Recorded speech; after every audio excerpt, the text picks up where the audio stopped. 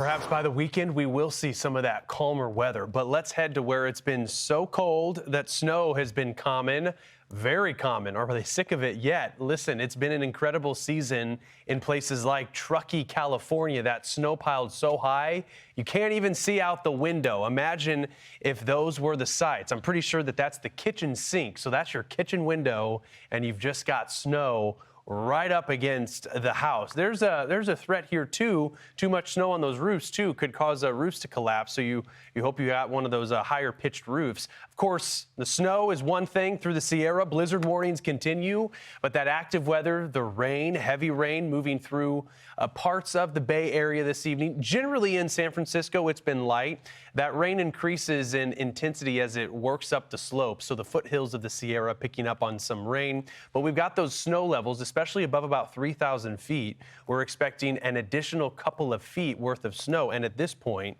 what's 2 more feet? It's wild to see.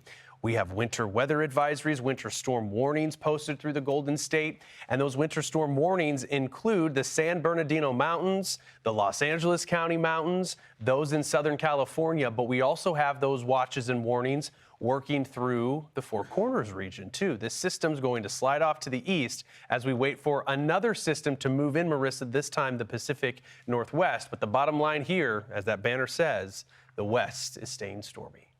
I'm Amy Freeze. Welcome to Fox Weather's YouTube page. We have more great videos on the way, so make sure to subscribe to stay updated on all things weather.